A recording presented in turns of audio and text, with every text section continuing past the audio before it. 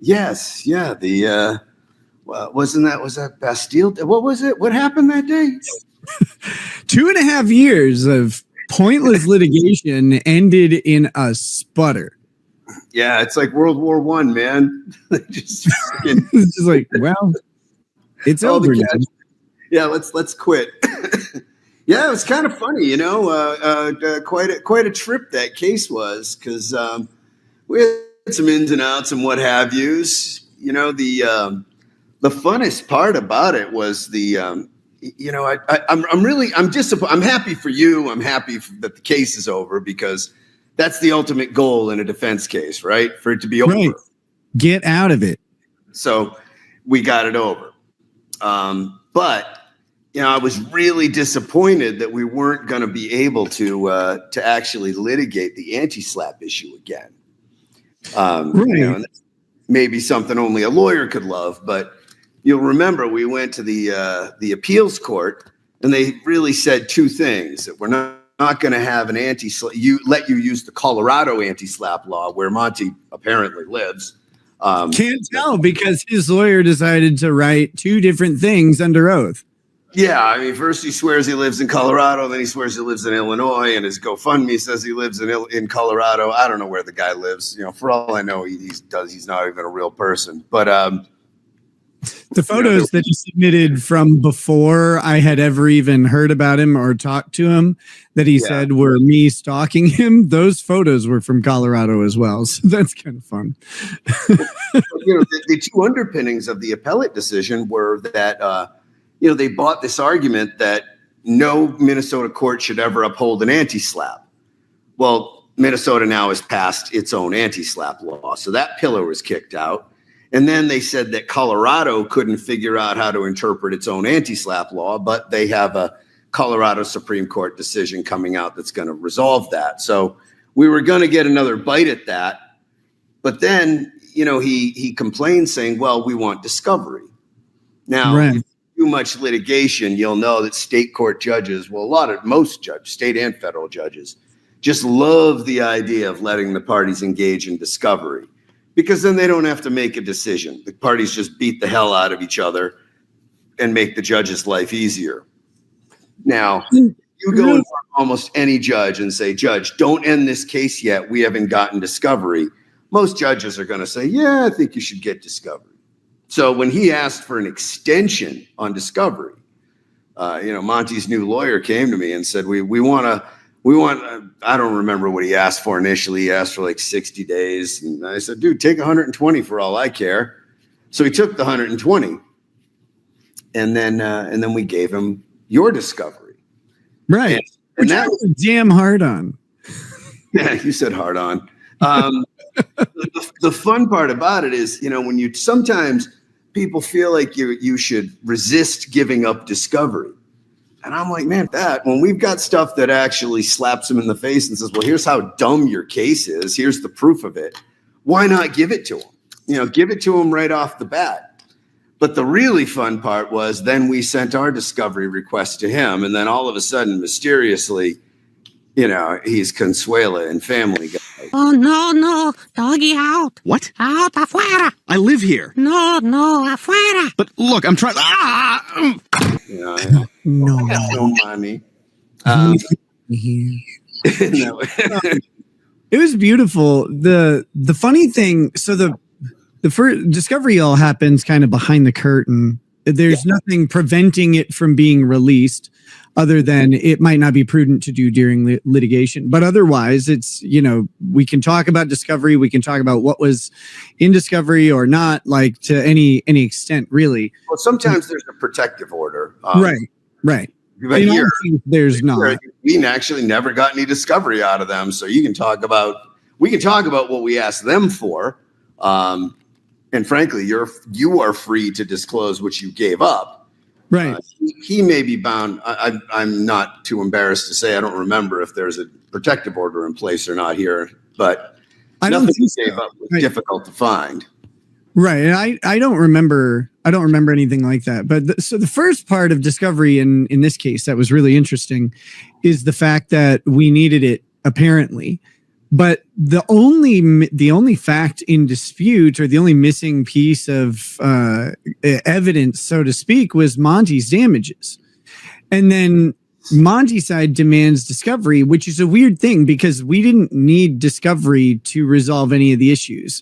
So defamation has, a statement of fact that is false, made by a third, or made about a third party. To someone else. The third party has to be identifiable, and then it has to be done with the requisite level of culpability, either negligence or, probably in our case, actual malice. But who knows? We got a pseudo public figure ruling on it. Yeah, it's difficult. I don't know. I was kind of surprised at how well this guy was known. I had never heard of him before the case. But I don't spend in the right groups. Yeah, I guess if you spend a lot of time rooting through the bargain bin at the dipshit store, you're going to find all kinds of interesting characters. But this guy was new to me.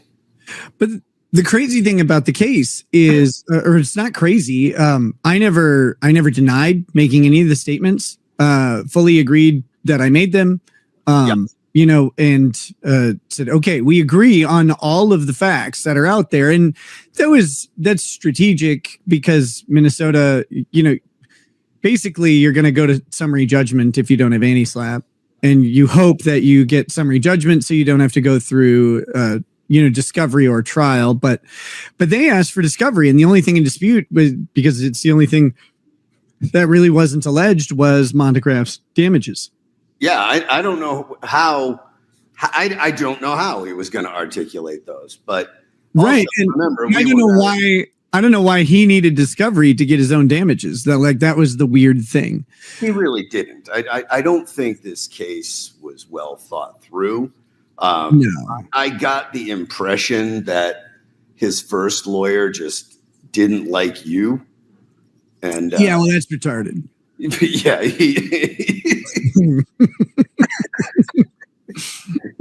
didn't like you, and this looked like an opportunity to with you. That was the impression I got.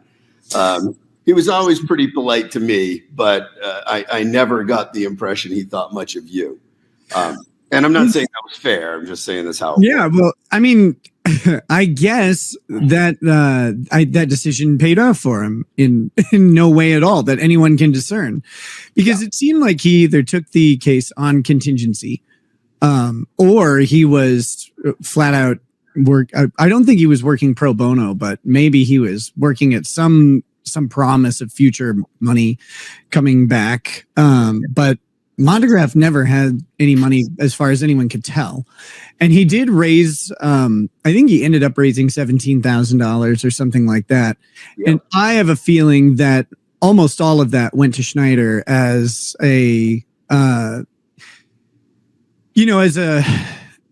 settlement for in what is it called, in quantum meruit, where you basically sue for the work that you did to be compensated under equity. And you can do that even if you took a case on contingency, if you did sufficient work and then your withdrawals, whatever. I think Monty started raising money when it was time for the appeal, because David doesn't do appellate work. There's that too. So I think most of that probably went to his appeals lawyer. But it just, the whole thing was so obviously dumb from the beginning that I just don't know why it lasted this long.